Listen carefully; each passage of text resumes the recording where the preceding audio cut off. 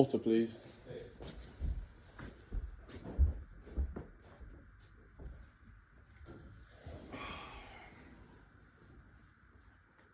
You excited? Yeah. I've not quite got my fifth question lined up yet. Are we rolling? No, rolling. Alright guys, welcome to the Just Love Mukbang, episode 1. Let us know in the comments whether you'd like to see another Just Love Mukbang or whether you'd like to take part yourself.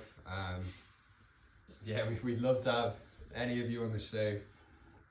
But yeah, as you can see, we've got our food. First rule of Just Love Mukbang is you do not talk about knives and forks. Okay. Great. We've got our food ready to go. What's wrong with the game? Yeah. So Grace? That's the one.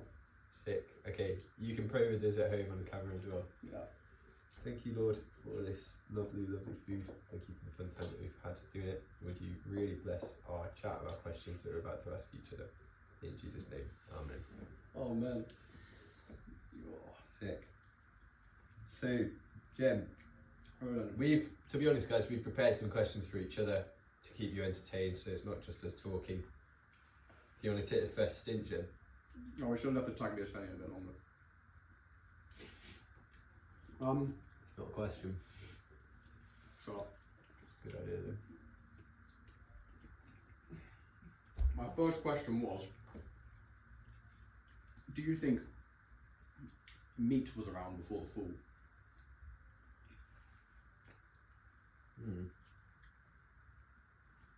Because it involves killing animals.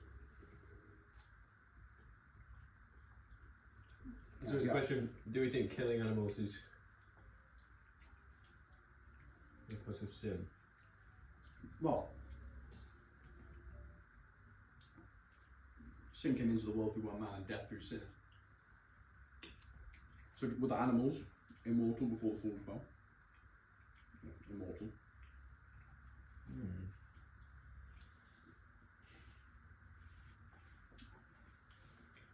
And it's part of God giving man dominion over the animals,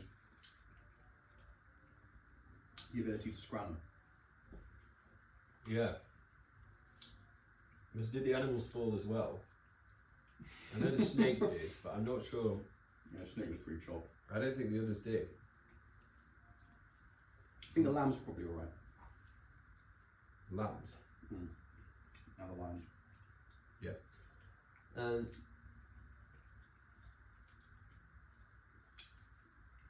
So it's not like they then deserved to be eaten. Yeah. So basically, was everyone veggie before? That can't be. Can't be. People were veggie for 40 years on the way to Egypt though, no, away from Egypt. And that Well, no, because God sent quail. Oh yeah, you did. Maybe not then. Maybe they've been screening animals the whole time. Yeah, I think given that Jesus eats fish, if killing animals to eat them was a direct result of the fall, would he have done that? So I'm going to say, yeah, meat was around before the fall. Who knows how they got it? Maybe they could like cut off the leg of a cow and grow back. Yeah. Yeah.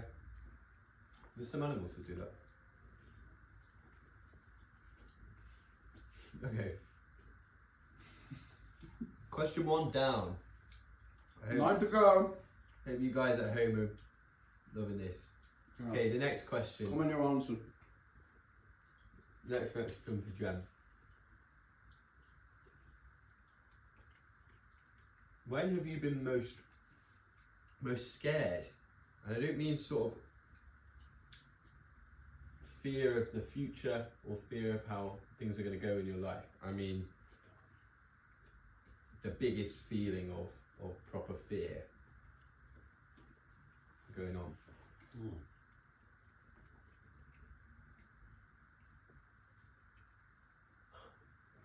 Sorry guys, I've been beating around the bush here by using one hand. That's going to end now.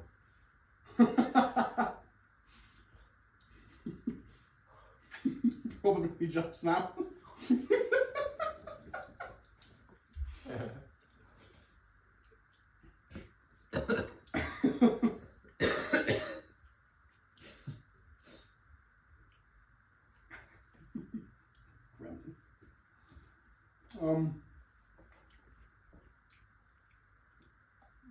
I've been most afraid in my life.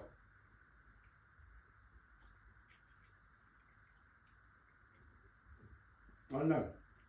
Long-term thing, probably like being on a walk in the on some like coastline mountains, and when I say long-term, like more than a fleeting second. Yeah. And like suddenly we realise my sister's missing. Oh. And it turns out she was just like talking to goats. You know, there were like goats blocking her path, and she was just scared. But stuff like that. I'm getting lost on a hill when I was much younger.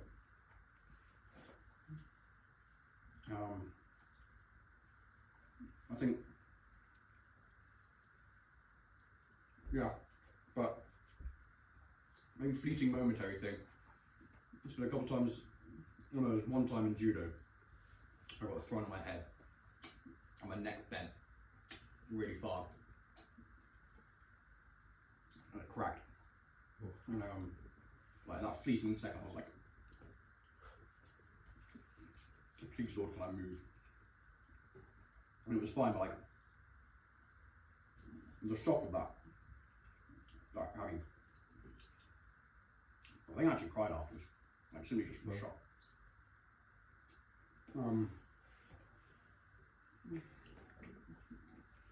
But actually John Richardson who did that. So I remember I threw him first.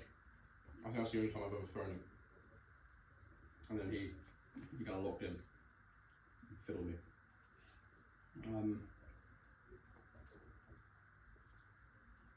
Yeah. Oh. And when I started competing, like, the feeling before, like, horrible. Right. What about you, Dangle?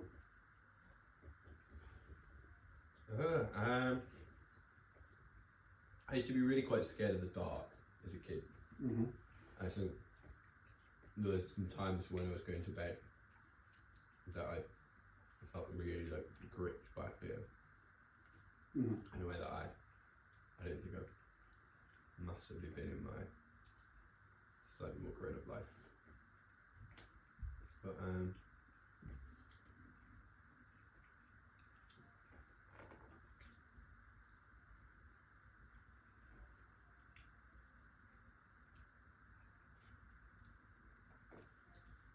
there was a time I was on a walk recently by myself, and I decided to take a slightly dodgy route over this river,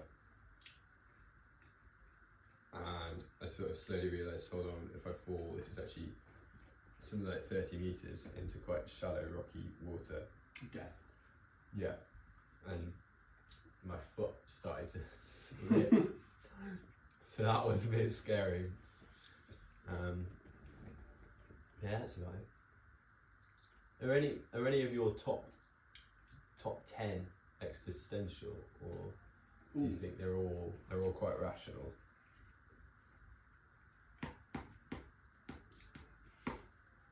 Existential doesn't mean irrational. Alright, I mean irrational then. No, I mean anyway, answer it how you want. It's your podcast. My time to shine. Wait, do we have a name for JustLoveMukbang? I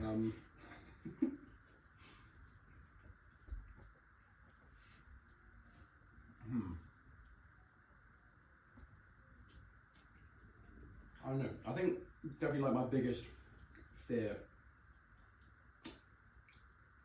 besides like some horrific torture method, is probably loneliness. See, which we have gone deep in the video title. Yeah. Gone personal. Gone personal. Gone sad. Give another like gone sad. Gone wrong.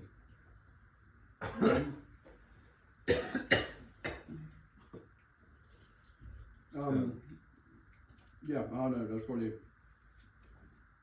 a few points many years ago where I probably felt very lonely and didn't. I'm probably just looking short term, but didn't know how that was going to change. Cool. God pulls through. Yeah.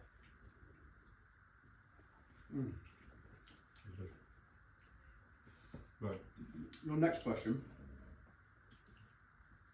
Is it more socially acceptable to be a sugar daddy or a boy toy? Could you quickly define both, just for the viewers at home? I'm trying to think of examples.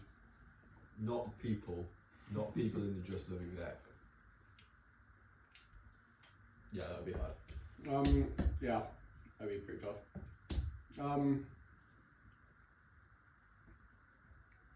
I think sugar daddy is someone with a lot of money who thinks a girl much younger.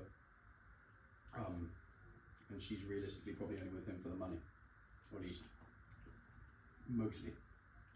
Right. What about boy toy? Boy toys are kind of inverse in that the woman has quite a bit of money.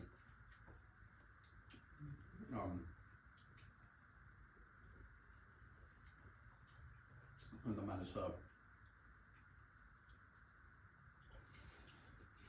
plaything, shall we say. No. Hence the term boy toy.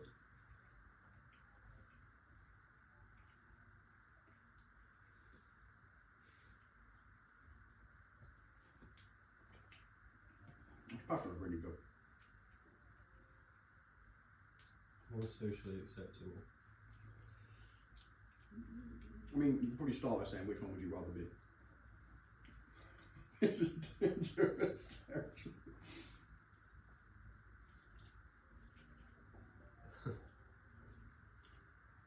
Is that a question? I think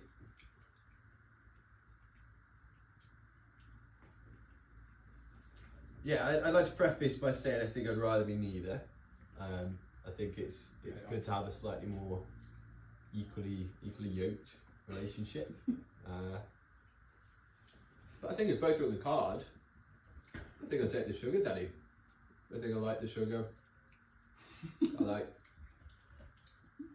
I think I'd wait until I'm a bit older to do it, because I think if I were to be a sugar daddy now, it wouldn't be good. But I think when I'm 40, I think that's something I'd really love. Money. Preface with you'd rather be neither. It's something I really love. Money. Young women. Yeah, I think I'd go for That's that. Daniel Clough all over. But which is, make sure this isn't downloadable, this video. But which is more socially acceptable? I don't know. I think definitely, 100 or even 50 years ago, it'd be a really easy question. Yeah. It'd be the sugar daddy. I think it's still a fairly easy question now. Yeah, and I don't think we've reached the point where it's not. Yeah. Where it's. I think sugar daddy is the right answer to both questions. The first one was my own choice, so it's not right. Anyway. Do we keep on this question for any longer? Up to you. If you have more to expand on it. We were tasked to come up with 5 conversation topics each. Their duration's indeterminate. Right. Jem, the podcast, you're going to have to go into an advert break. I need to go for a little break myself. Sound to a pause on your way out. No, I think you should just keep them entertained. I'll be 3 minutes. I'm sorry. Keep going, keep talking. Oh, well, I'm thinking of. They're going to disconnect. I think of a spiel I can give.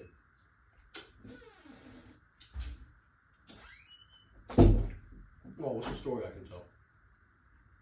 Oh, I can tell you guys about the oh, that is, look at this slop. I can tell you guys about I've told some of you already, but about my coach trip home from judo bucks in second year. Well, we were coming back home. It was late. Just gone off the train. The bucks was in Walsall, which is a horrid place. Such a ghetto, and we got the train to Birmingham, and then got the train from Birmingham up to York, and then from York we had to get a night bus. Left at 12 midnight and got into Durham at 2 AM. And so if you picture on the back, we had 5 seats at the back, and then a row of 4, because you have the aisle obviously. And on the back we had Luke Boylan, who has just spent the last year being men's captain.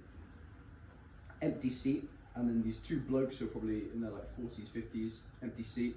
And then over here we had Mary and another guy, row in front, and then over here we had me on my own, I think, on the row in front. And then essentially it was going smoothly. We'd had a few drinks, we were in good spirits. And do you remember the story about the coach ride home from judo bucks? Maybe. I don't think the viewers do, so it's Right, facts. Yeah. Come on, what do you think happens next, guys? Oh yeah. And with that, let's segue back into the stand. Okay, we'll finish next ad free. Okay, is it my question? It is. Who do you think will be the next Prime Minister of England? And Wales? Or is it? Anyway, doesn't matter. I'm not a political man. But He's not a very politically informed man. I don't think it'll be Zach Polanski. Oh. I haven't really seen anything good about him.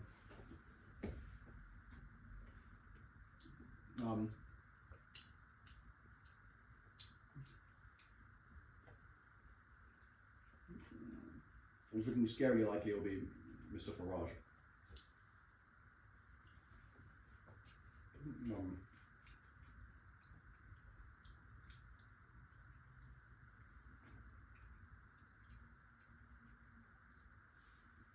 Who's even running? Who's leading the Tory party? Kemi Badenoch. And then there's Never a bit heard of of a him. Labour. Yeah, for the viewers at home, there's a bit of a Labour thing going on where there might actually be another Prime Minister before we're even meant to get one. Oh my god! So that could happen too. Maybe that's one for the viewers at home to talk about actually. Yeah, talk amongst yourselves, guys. Discussion pairs.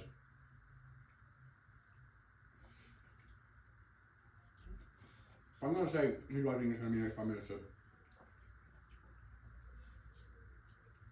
Oh, I'm sure this is going to be that new Labour guy. Yeah. Andy Burnham. West Streeting. Angela Raymer. Dude, One of them. he'll be maybe. speaking. Ed Miliband. Ed Miller? No. He's a different. That'd be interesting. Yep. Is he Labour? I thought he was in Just Love. Yeah.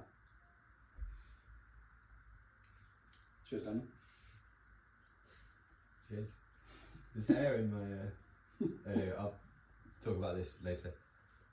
Okay, should we roll on to the next question?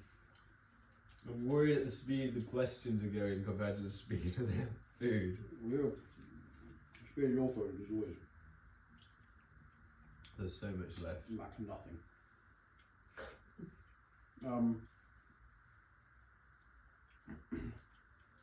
My next question was, it's only my third question I'm asking.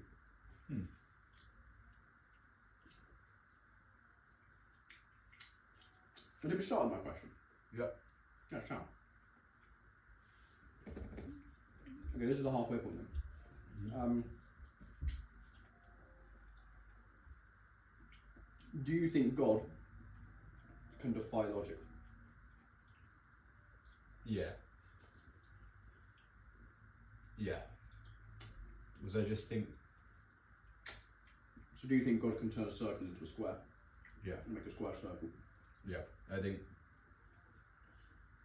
we live in a A world. one-sided shape with four sides. We live in a world where there are some really set rules. Rules that are so deeply set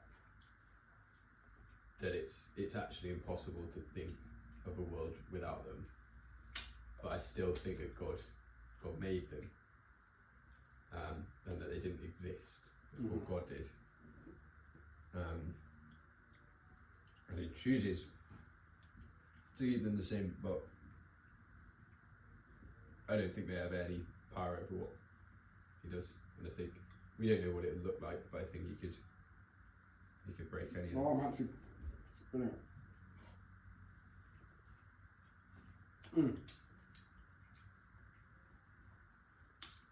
Yeah. It's one that comes up at after hours a fair bit. It's one I've thought about a lot. And people seem to take two schools of thought. That one being that logic is something that proceeds from God's nature, not necessarily something He laid out. In that sense, God is still above logic, not bound by it. It's His nature.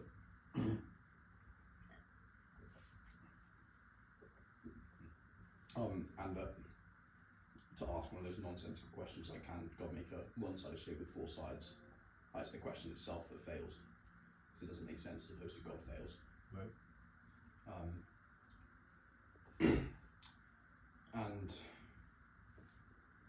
And yeah, and then you come to the question of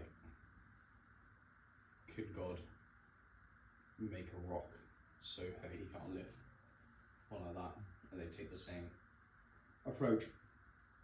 But I think and to be fair, every theologian I've heard talk about it, or / any reel I've seen of it, where they're quoting some Augustine or something. Augustine.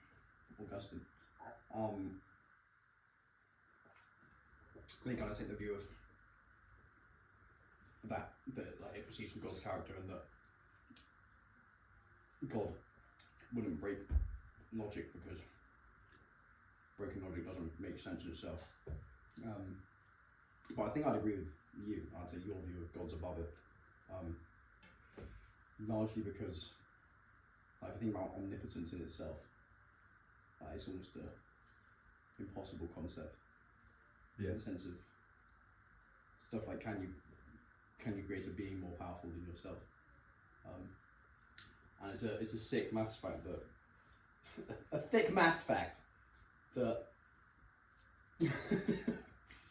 some infinities are bigger than others. And it's also a fact that there is no biggest infinity. So there's essentially an infinitely big infinity, an infinitely infinite infinity. That's pretty cool. Pretty cool. In that sense, infinite power, there's always a bigger infinite power. Yeah. And so I don't almost the very idea of God being all powerful seems to me to break logic itself. So I think God must be outside it. I had a really interesting. It's interesting you bring up that stuff about the rock. Can God make a rock so big that he can't lift it? Because I was of the thought.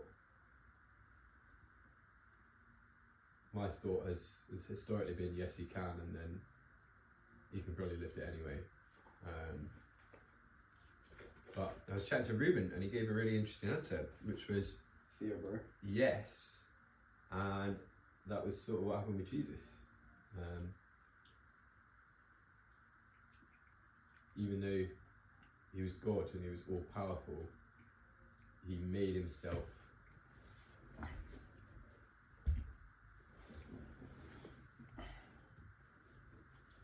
I love that. unable to escape this. I'm not sure it quite works because it doesn't quite. I think he maybe was able to. Yeah, he was able to. Yeah, he certainly made himself man, as well as God. And I think there's an argument to say he made himself unable to do certain things in his own power. I'm not totally sure on that. There's certainly a sense in which he limits his knowledge, because not even the Son knows the time. Yeah. Only the Father. And so it's an unknowable God able to make something that he doesn't know. Mm. It's a bit loose, but it's an interesting answer.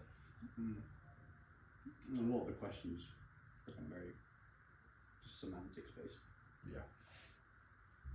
Mm. But I hear people's like opposing views to the idea that God is above logic being kind of the classic of if God's above logic, then logic isn't the final thing, and so we can almost have no certainty in anything. Which I get, but like it can carry us this far in this world, and then the rest is up to God, I think. And like, we can still know a bit of God through this lens. Like we can still know so we can know what a rotation in the fourth dimension kind of looks like, because it's like a reflection in the third dimension.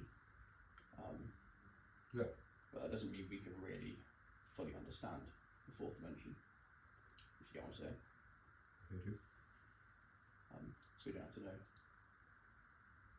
I mean, it's the obvious. Like we don't have to know everything about God to trust Him, but I guess we don't have to know how logic, how God logic plays out beyond what we need to know, I guess. Yeah. And I think with the whole, if logic isn't completely it, then what can we trust anything? I think the truth is quite clear in this world that logic does seem to always hold up, and so sort of is at least trustable to a degree. I think that's because God has made it that way, that this stuff always holds up. He's made the world this way. But I'm not sure. You know, in the same way that there's a chance, I think there's a chance that if you push your hands against something, it might go through. That doesn't mean that I can't trust that it's not going to go through, because it's almost certainly not. I think some of the same kind of thing you can apply here. We can trust logic because that's the way it's been going for the last little while. Quite. And it doesn't matter whether it's final or whether it just happens to be working. I think we can trust it the same. I had a great chat at Alpha with a guy called Joe about this kind of thing, because he was like pointing out what he thinks is a logical contradiction in the Bible or in the idea of God or something, and kind of the explanation I use, which is again like going back to maths, is like you can have this system that works in this setting. So like say it's not really fleshed out example, but like the problem of square rooting makes total sense, or like it makes sense to what it means to square root, when you talk about real numbers. Yeah. But you can't find a solution, so you can't find how it's compatible when you get to minus numbers. So it doesn't make sense to take the square root of -1. But then you broaden the system to the complex numbers, and all of a sudden everything is square rootable. Yeah. Even the new stuff you've introduced, and so it fits in this bigger picture, and it stays consistent, but it still applies to this. We just having a stim there, but it still fits. So it's like you have the big set of logic, and we only see like I guess, yeah, so you have the big set of God's purposes and God's ability, and then the subset is the subset that we can define it on is our understanding of logic, I guess, and reason. But it's funny what you're saying, that like logic holds up because, well, as far as we can see, because there's some stuff in maths where it's like such a nerd. Yeah, we made on the next question is way it's not more accessible for our STEM-based. viewers after this. Yeah. Don't tune out non-STEM. We swear. Humanities students, stay on. It's gonna get good. No worry. Let's just keep going for now. We'll do our ABCs next. We you know, like the toys where it's like fitting square pegs in holes. We can just play with some of those next. Yeah, we could do that. So don't go anywhere. Guys, it'll be fun. Yeah, but there's some stuff like that is just almost blatantly contradictory. And actually, I don't really know how to explain this without going on a big old spiel. I mean, that's essentially what we need to know. Is like there is some very like fundamental stuff that just leads to contradictions quite quickly, and so whether logic is actually consistent, I'm not sure. Fully, at least. Yeah. Although I'm not one to say that I don't think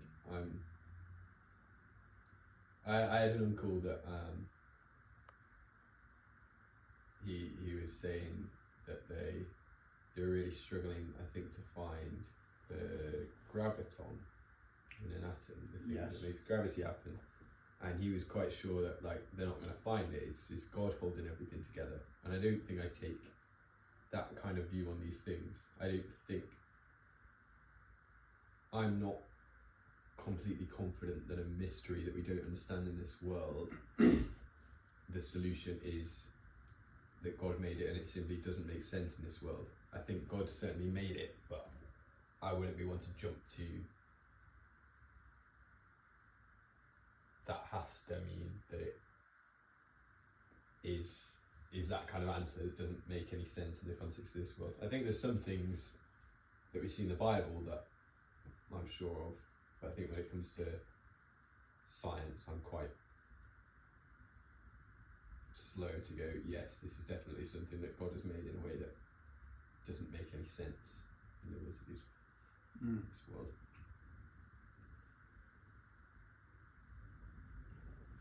Bangin. There we are.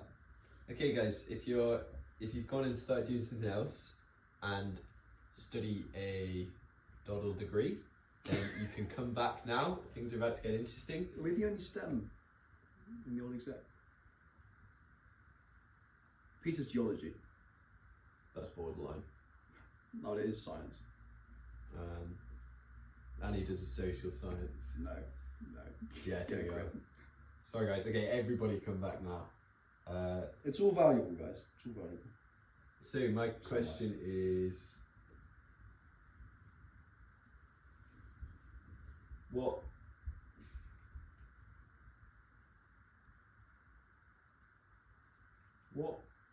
bits of you do you think a lot of people that know you don't know about. I'm not talking like really sort of deep level stuff here. I'm talking like stuff that they could know, but they just happen not to. Sort of random little bits and bobs, maybe from your past, that don't make it out to most people. Yeah. And that they might be a little shocked to learn. Bits and bobs from my past. Abigail knows one thing from. So it's a big part of my testimony that probably up until about year 9 I was the antithesis of enjoyable to be around. In the sense of I sought for attention, like solely by annoying people and kind of priding myself on being weird, which never really gets you anywhere. No. What are you doing that? Just rubbing my hands. Like a fly. Okay, should we stick to answering the questions? So, this.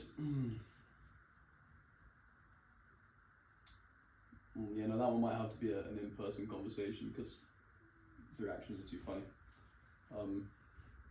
So I'm doing a teaser trailer in the JustLoveMukbang video. Well, tune in next time. Yeah, tune in next time on our live performance. We'll be eating. We'll be eating in Cork at the next social, and everyone will be sitting around and watching. Yeah, silently. Bitch, do you have anything to answer while I think? Oh. I might go and get the Reese's Pieces though. Strong. Delicious. This is our pudding en route.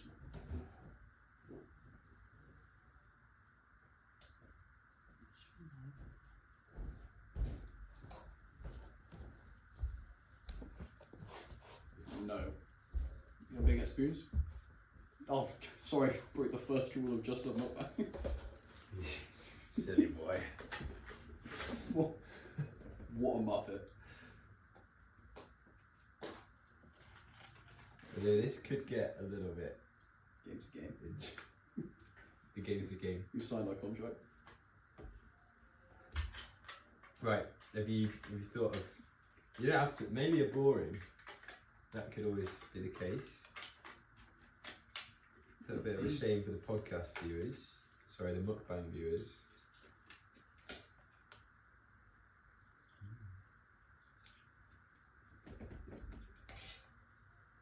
No, I've got one of those. No. A massive Rubik's Cubes phase. That's come to mind, but that's not remotely niche. It doesn't have to be niche, it just has to be something that they might not expect to be a bit of you. I played netball in primary school. Wow. Yeah. That's interesting. Yeah, and I ended up being the only guy left on the team. So at that point, I dialed out. They need more guys to play, I think. If they want to get it in the Olympics. What's that? I don't know, it's something Hannah Cathcart told me. As in, women's netball isn't in the Olympics because guys. I don't know. Double check. Is that right? That's a little bit of research for you to do at home. Yeah. Let us know in the comments, guys. We'll do. Okay.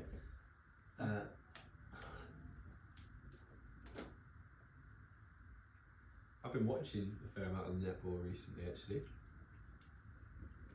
I'm just ticking off the BBC Sport pages to. You watching the primary school teams?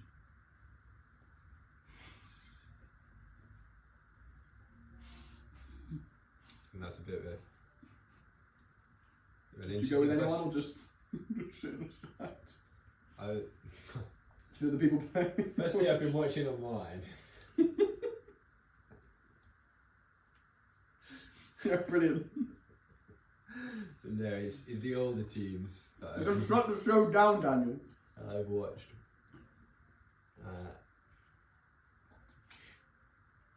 I'm going to drink it. Maybe don't let us know in the comments how. Yeah, I think that's gonna end there, that particular line. Anyway, you haven't answered my question fully yet. I think there's more to dredge up.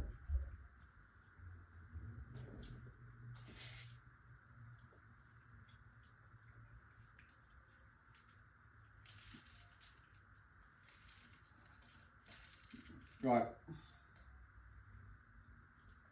I'll unveil the teaser trailer.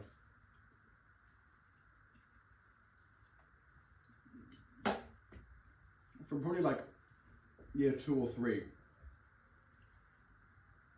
dead ass up until like year 5 or 6.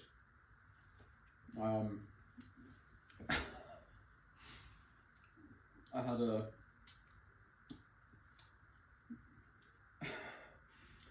role as the Kissy Monster. Stay tuned, guys. Oh.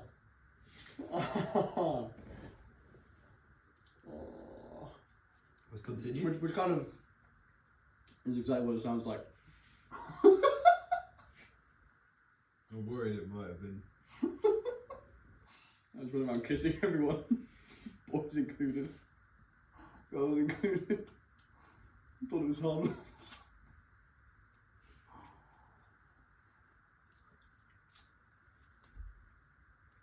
Just a bit of a disclaimer for the people at home. The view of the mukbang Just Love podcast is not that kissing Not people, pro-kissy not pro kissing monster. That's not the official view we are taking. I like that to stay in this group chat. Yeah, our stances. This is why you're playing for Not Just Love Plus. that. Don't leak. Yeah, keep that quiet. Is there anything else you'd like to add there?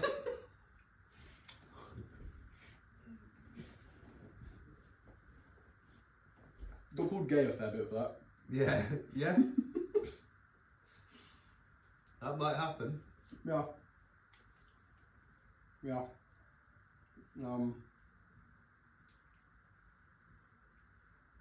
Happens the best to us, really, doesn't it?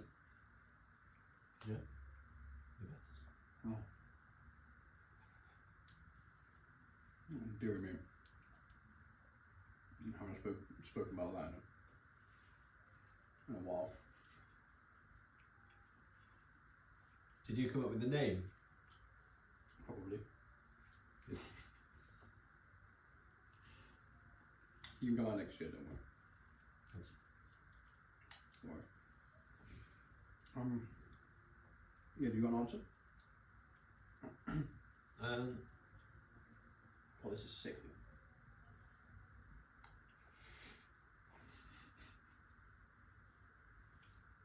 I know.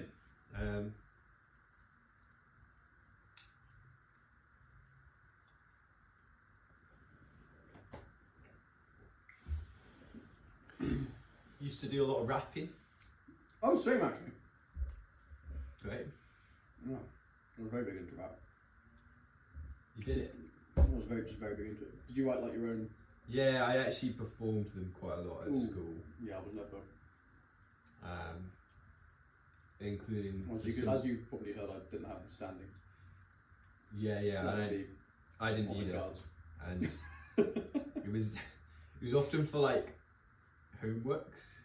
Were any of them love raps? What? Were any of them love raps? Just from a maths teacher, yeah. Yeah, I mean,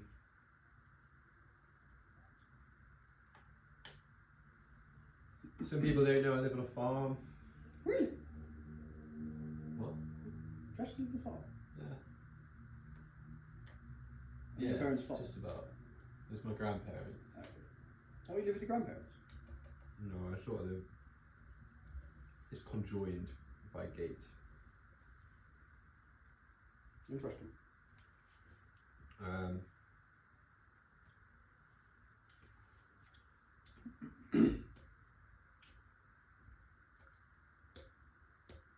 Yeah, made a cryptocurrency. Made a. Oh, actually. Not really. It was a rug pull. Shot. No. Collected 2,000 packets of salt.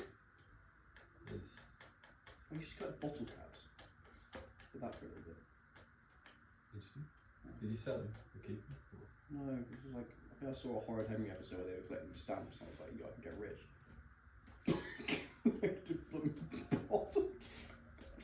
Just had this little jar under my bed of bottle caps for my dad's beer. Oh, was it just you? Oh, that's a shame. Well, I think we both come off a bit worse for wear. Yeah. That question. Oh, I used to have a massive obsession with Hot Wheels. Nice. I made this game up called had put between 100 and 200 cars. I made this game called Crash Wars, which is where you just got two of the little cars on the floor and you'd ram them into each other, and whoever landed the most upright won. Just do like tournaments of that. It's great. You can play it single player. You can play it with your mates. It's cracking. And the ones with the little slopes at the front always won.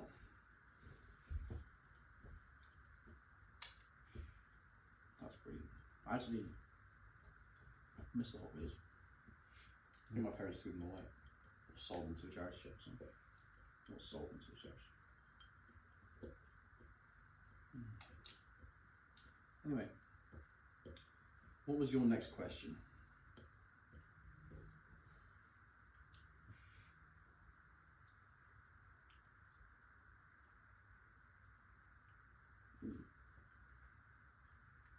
They're all written down on The phone. on the phone, yeah. I remember the second. No, I remember the last one, but You're the fourth now. yeah.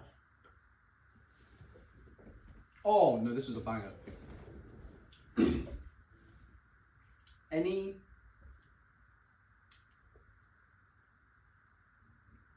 If you could make every professional of one occupation perfect at their job,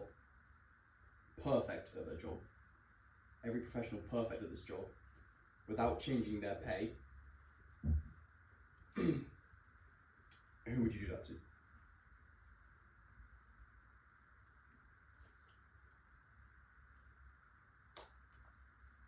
So they wouldn't get paid more. They wouldn't get paid more, but their job would be done to the absolute best possible standard. As in, like, it would be done perfectly.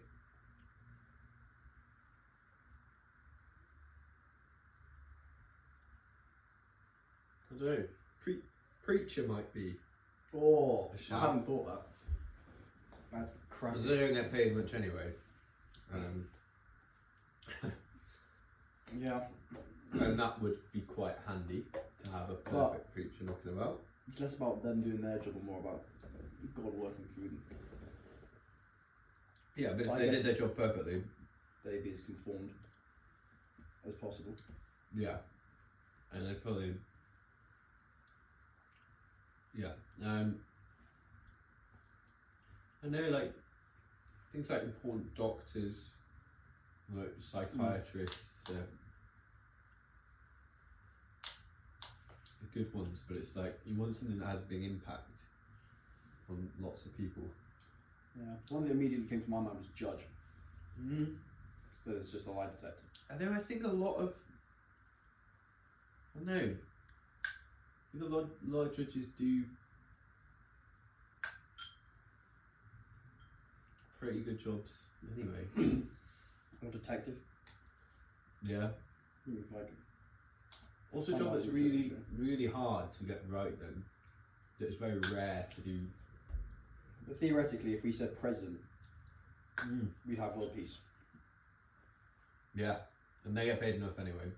Yeah, facts. And that's actually a job. Manager. You know? United manager.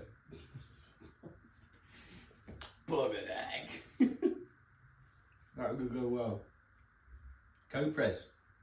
Get paid nothing anyway. Might as well. Blooming treasurer.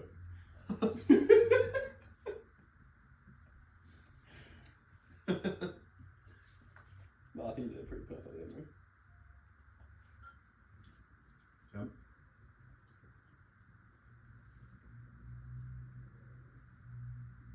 not sure Let's end it there. what them doing their job perfectly would entail. Comment below what you think Daniel whispered to me.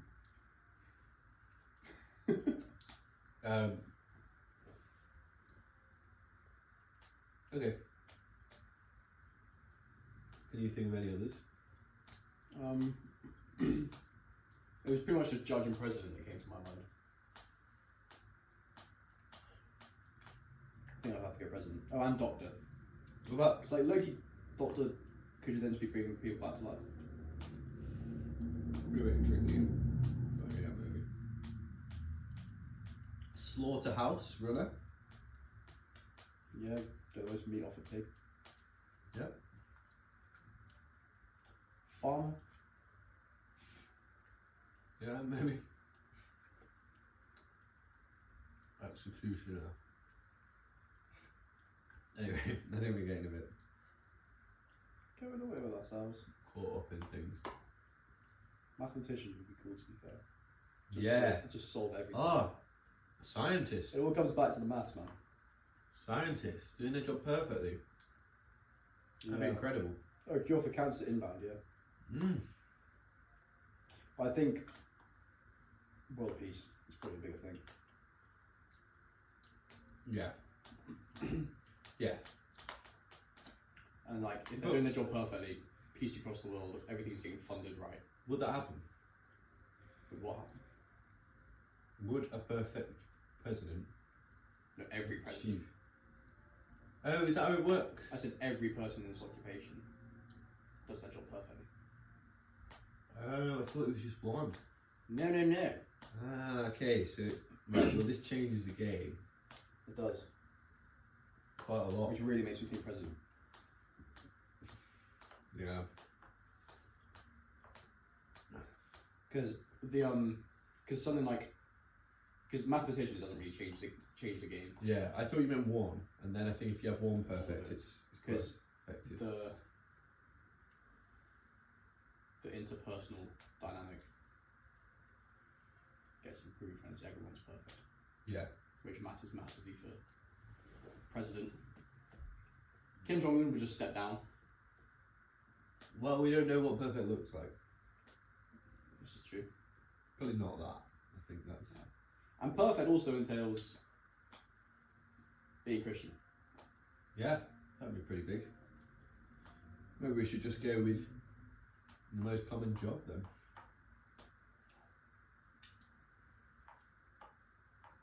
Interesting. Yeah. Might as well save a load. So of it does. people. You do the occupation perfectly, not necessarily Your you life. become perfect. Yeah. It's like engineer. The And lines I are guess in blurred. terms of interacting with people, Yeah. that probably gets perfected when you're Christian. Yeah, and then can only really be perfected that way. Yeah, you raise a great point. How the goalposts shift. The goalpost has shifted. I'm sorry to you at home that shot and aimed and found they're in a different place, but that's the way it's gone. Anyway, my question. Yes, your penultimate. Where's my hug? Right here, man. I'm kidding, I've got another one. I can sit down. That's on camera as well.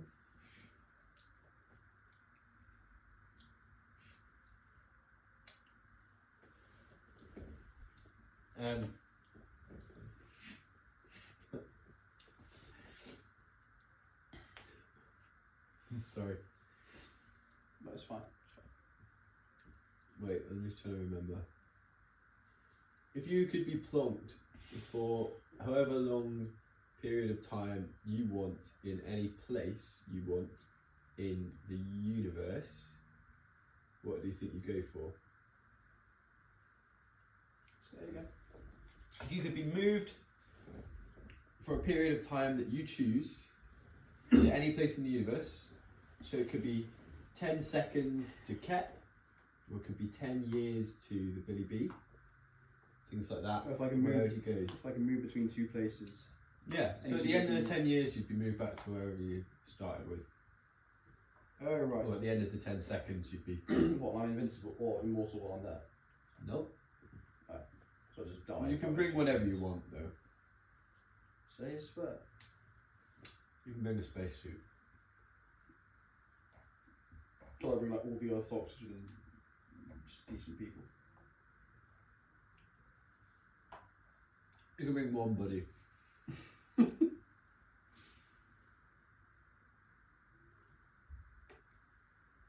Maybe Area 51. Interesting. What's that? Just feels there. For like, might just get caught with that.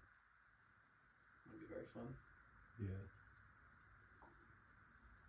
Not for 10 seconds though. They wouldn't be able to ID you. This is true. They'll probably be able to shoot me. Do you think they'd do that? I think it's on the cards. Yeah. In a place where absolutely nothing comes out.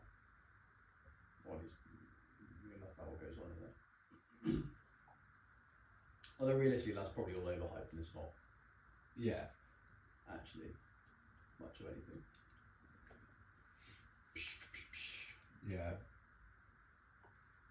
Some of the pictures of aliens I've seen look a little bit too much like me. I think that's Somewhere where there's some like really important passcode in now.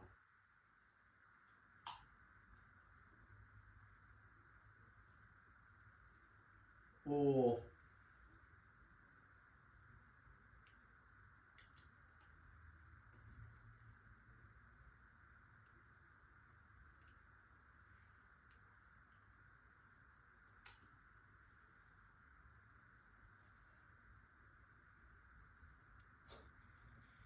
it's kind of like a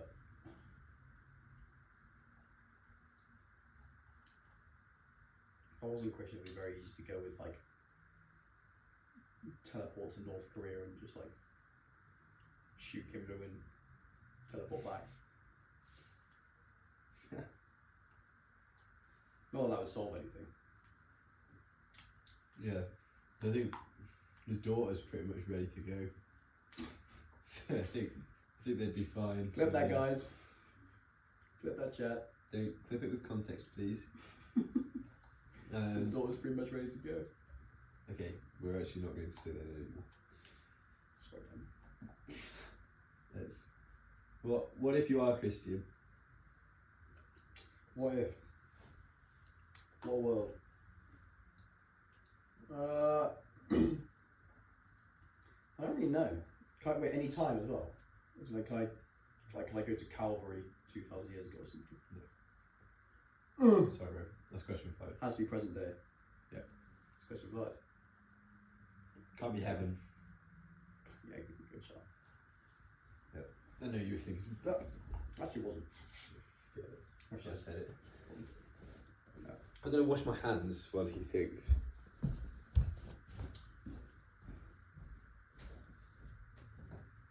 It's always him leaving me.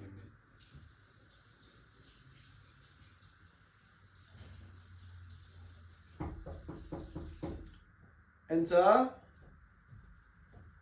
Oh, you locked the door, didn't you?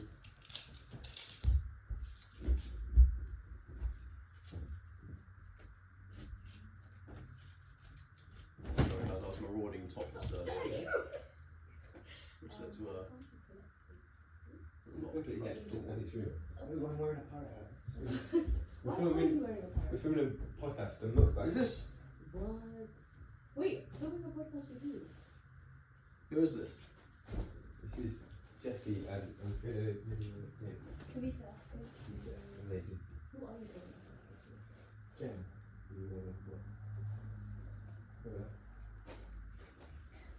Sick. Yeah. It's a wave. Is anyone else home? No one else to say no. Thank you. Yeah. Later. See you later. Enjoy whatever's in the package. Low power okay, mode. I think I've got it. Okay. It's all very North Korea centered.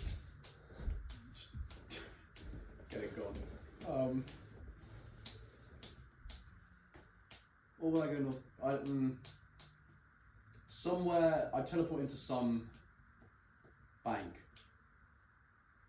and just Steal. not even steal, maybe steal, maybe burn everything, so that they just have nothing to go off. But then again, we'll just print more, wouldn't it? Yeah. Like if you lose that, if you deflate, you just reinflate. Oh.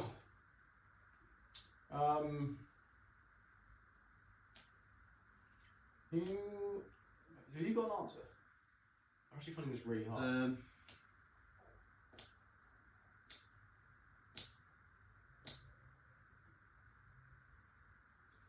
Went to Kept Kitchen. Nice. Sausages and chicken and tagla telle. Yeah. So it's a good shot. Maybe the What else was in the pasta, Daniel? what else was in the pasta? Mushrooms. Is Annie gonna be? Yeah, she is. Some of Jem's wine.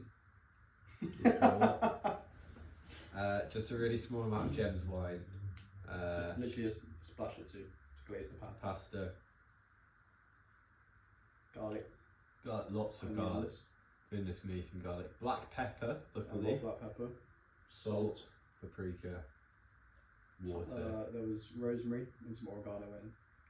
And a lot of Lincolnshire sausage. Double cream. Double cream. Yeah, Double this- blooming cream. Should have put this stuff in. Don't really want any more now. Yeah, I'd like to apologise for my dessert choice. I think it were would. newy things there, like the zillionaire cheesecake. It would have tasted nice if I hadn't spent. spent 50 minutes eating this stuff first, I think. I don't Anyway. know. Do I have an answer? I don't know. Maybe the inside of a hot air balloon. For how The long? White House when they're making a big decision that's secret. Yeah, Maybe just yeah, good To shout. the shops for 5 minutes so that I could get a shotgun quickly. Okay, something I could bet on. What? Something I could bet on, like if I just teleported somewhere, got some information. Yeah. Yeah. Yeah, maybe I would heist something. Like a painting or something. Fun. I don't think I could sell it.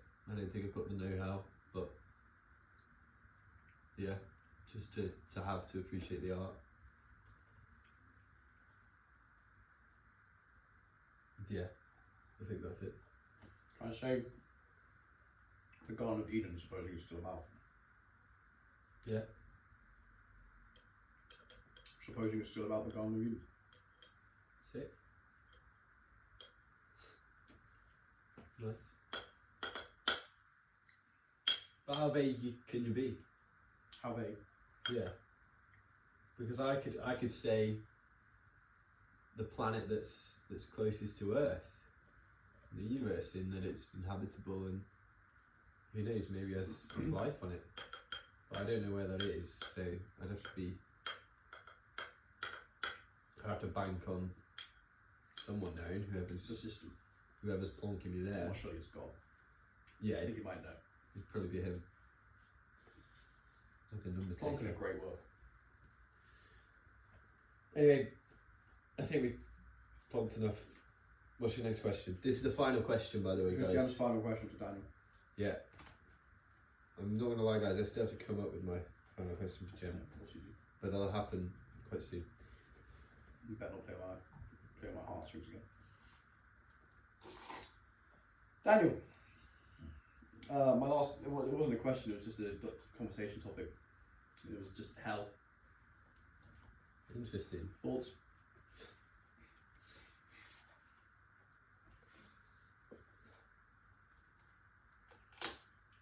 How do you think it was made? Yeah.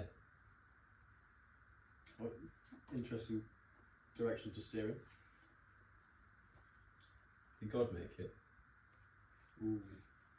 I see what you mean. Did the devil make it? Maybe he did. I often hear it described as hell as where God isn't. Yeah. That's my thought, but I've also heard that So is it really made, or is it? the devil can't make anything, he can only ruin things that are already made. Which would work, I suppose. Maybe hell used to be a lovely spot, and then bad landlord. It's just like Beeford. Ibiza's not hell. I mean, close to heaven.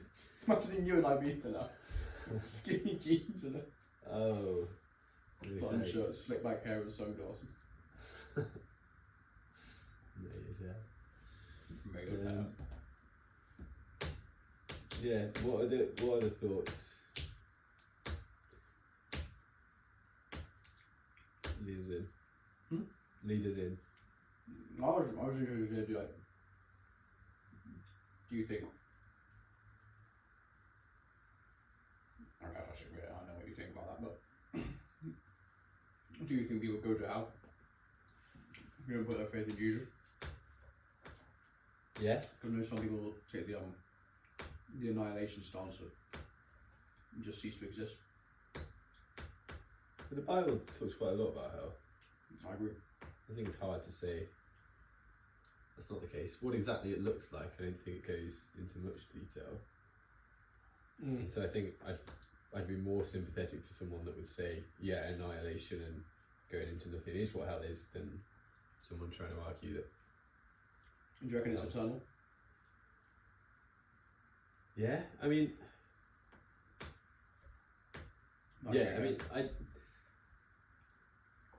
that's the way it's looking at the moment. What does that say? Yeah, I've heard it from people that have said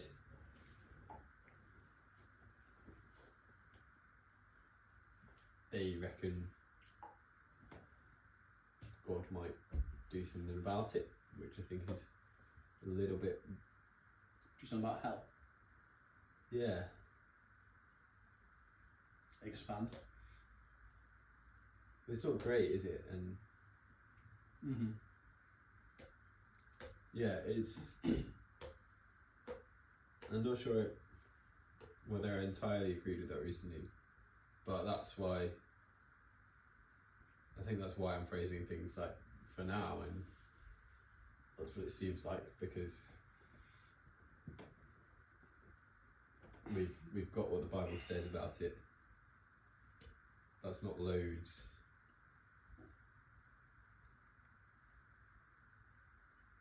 And so we've just got to give it our best guess as to what's gonna happen to people together.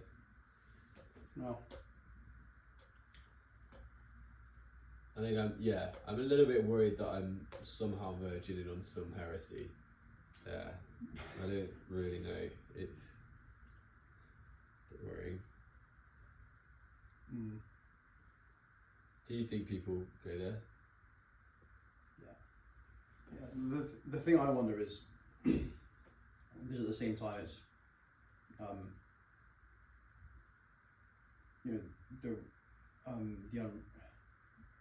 it's Matthew 25, I think, but the unrighteous will go away to eternal punishment and the righteous to eternal life. Yeah. And so that compares the time frame. Like eternal is used for both. So if we're going to say hell isn't eternal, it's like because there's weird translations of the Greek. Like what does eternal mean? But if we're going to say that hell is only for an age, then that passage would seem to indicate that the same applies for the eternal life of the saved. Yeah. But it's weird hearing it. I guess. Yeah, you hear it described as hell is where God isn't, but at the same time, that's God's judgment upon people. Yeah. And that is the wrath of God being poured out on people. And so, there's very much a sense in which we're saved by God from God, like from His wrath, because that is what we've earned in defying Him. We have, in our sin, we have brought ourselves under the condemnation and we have brought Himself under. We have brought ourselves under His wrath, in the sense that we deserve it, And so what Jesus does when he drinks the cup of God's wrath is he saves us from that, and he is the substitute. Because it's when he's saying, you can't drink this cup that I'm going to drink. It's God's wrath that is in that cup. So there's certainly a sense in which that judgment is, well, at least I think, the question for me is then, is that judgment like directly from God, or is God's wrath manifest in absence? I think, because on the cross Jesus says, why have you forsaken me? So maybe it's both. I don't know. Yeah, it's a bit of a Just a bit of a tricky one. It's a bit of a tricky one, because I find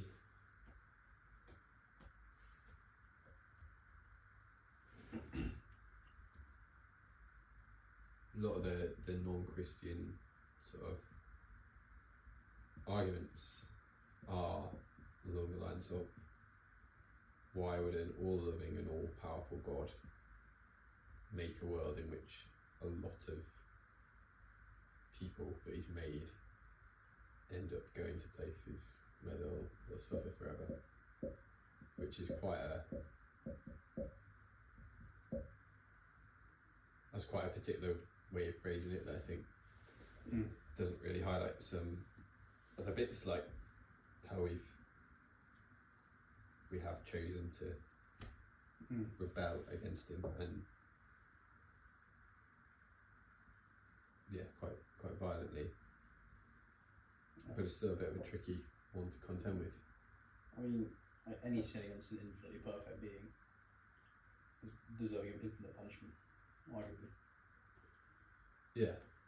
And so I find that the logic checks out.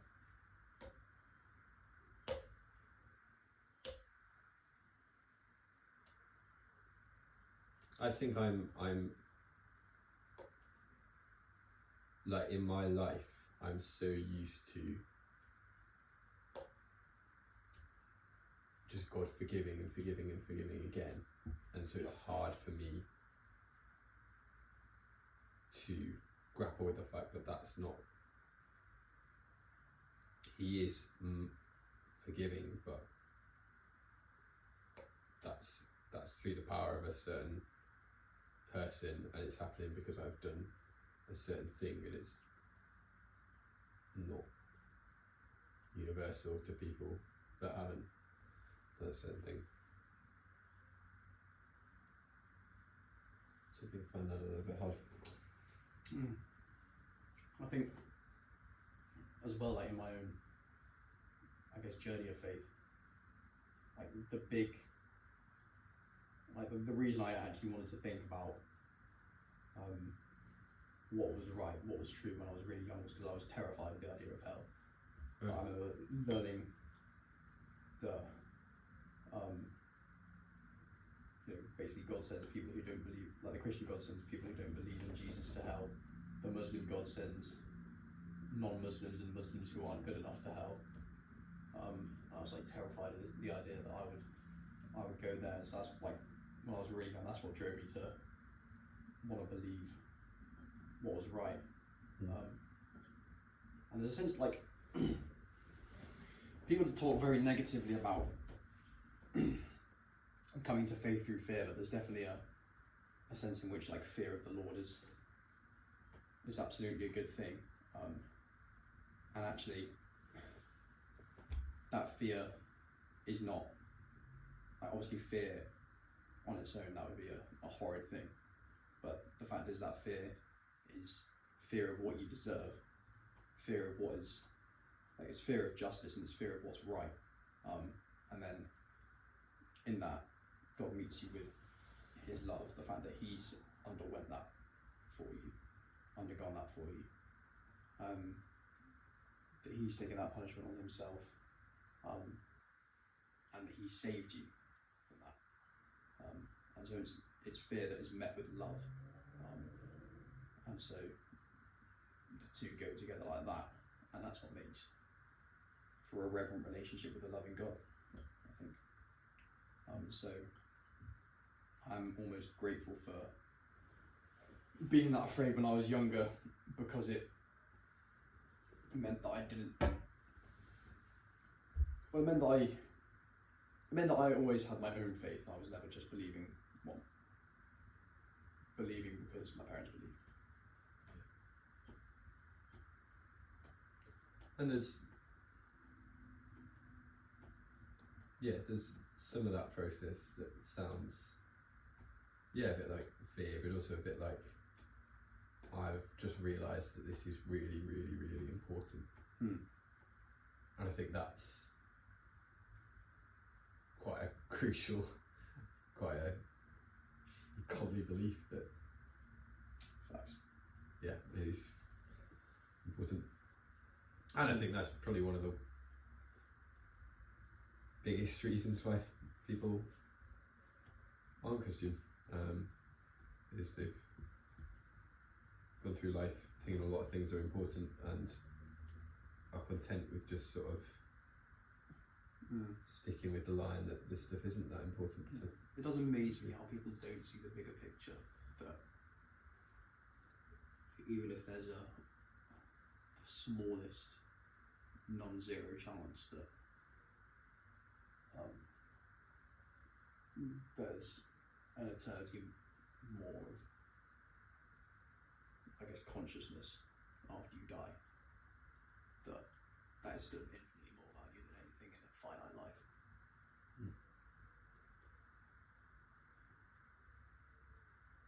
Yeah, it amazes me how people are unbothered.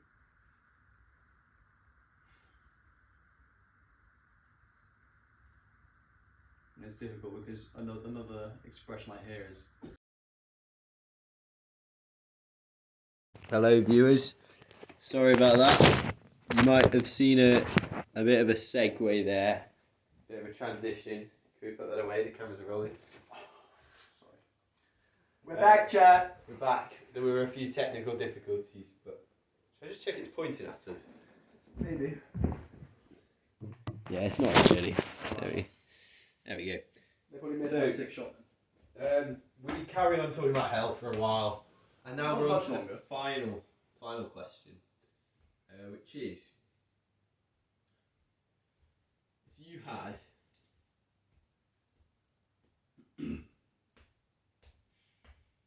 pick a year of human life, you get to spend 1,000 years knocking about. You are aged from that point to from 1,000 that point years to 1,000 years later. You are 30 that whole time. Strong. What is your battle plan? When are you picking and what are you doing? Am I immortal? For the 1,000 years, yeah. Then you die at the end. Or should I just go to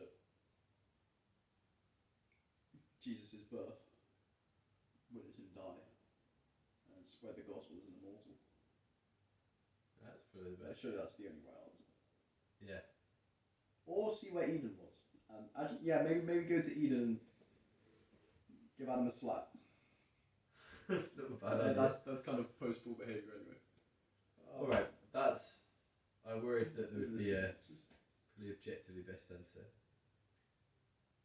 If you were doing it to try and have the biggest influence on specifically the politics of the world, what do you think you would do then?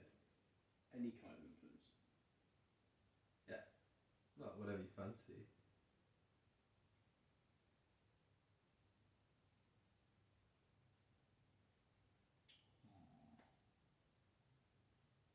A 30-year-old immortal for 1,000 years. For 1,000 years, I'll love you for 1,000 more. Biggest influence on politics in the world. Comment if you know the song. I don't know it.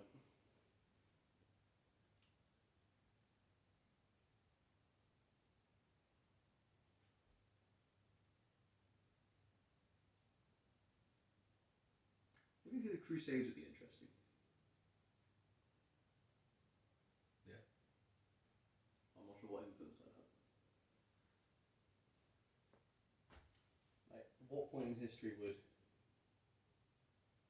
not being able to die have the most influence on politics? Well, it's more having the time to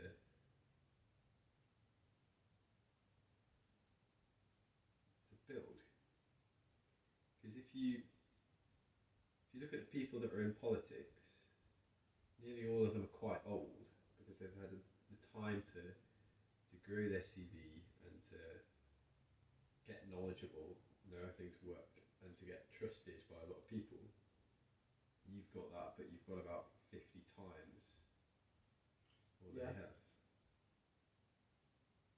Well, I guess I could spend a while learning, and then the thing is, like, it's also very, in terms of having an influence, being immortal is probably going to be the thing that's going to get me publicity quickest. And so that's going to be the jump start to influence. Okay. So yeah, spend time learning, I suppose. Are we supposing like my beginning of life is the start of 1,000 years? Yeah, you. But I have a set goal. When you're 30 at the moment, so in 2036, okay. you'll then go to somewhere. Oh, well, I guess knowing what I know now. Yeah. You know what you know now. Okay. Do I get to do some research in present day beforehand? Oh, in that case. That'd be something mathsy, like. Pop a conjecture or two. Exactly. Wow. But listen, like, if you think of if I was able to learn the maths behind breaking Enigma, or like the machine for that, I could potentially end World War II much quicker. Yeah. I'm trying to think of other big discoveries that had a political influence. There must be like a million I'm just completely overlooking. Drop it down in the comments, guys.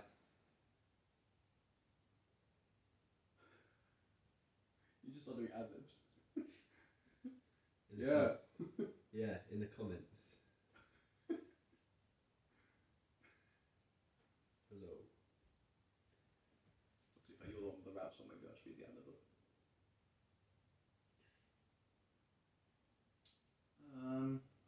I think I'd pick an empire. And I'd make it win.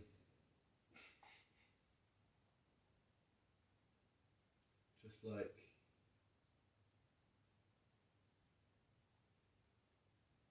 Monopoly. Or maybe just learn the basics of harnessing electricity. Yeah, I mean that would be useful. There's a lot of things that would be really useful for people to know, especially quite a while ago. Yeah. Like wheels would be handy before they were invented. Yeah, electricity would be handy. I'm sure if you came up with like gravity, that would be useful as well.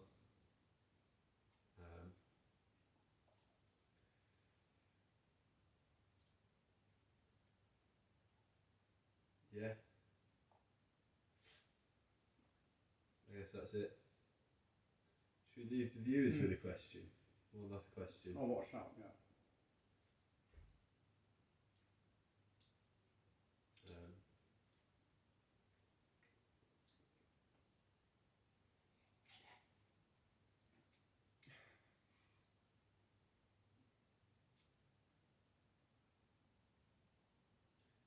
How will KSI leaving the Cybermen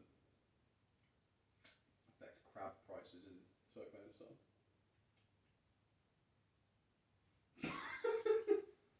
Interesting. If you're at home, yeah, I'd maybe like to apologise. What about this one? You've heard the varieties of the desert island discs and the desert island things and the desert island people. Who would you most want to take? What would you most want to take? I think I'd love to know, what would you guys not want to take? If there were 3 things that were coming with you, what are the 3 that you just wouldn't want on there? And similarly with people, who are the 3 people that you really wouldn't want to end up on a desert island with? 3 people's good. Like top 2 things is just too raw. What do you mean? They've got time, the viewers. We haven't. I suppose. But they have.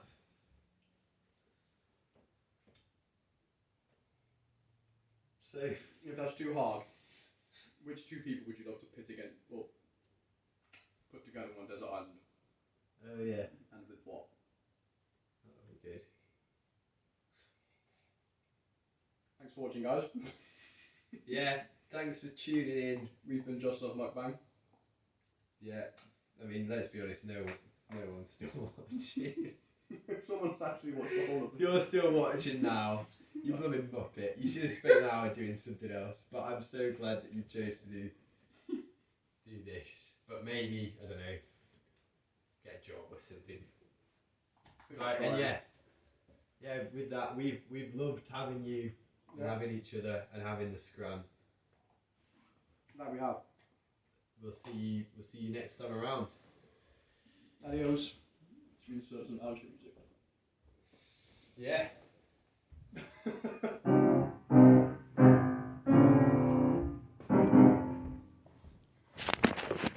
Over and out.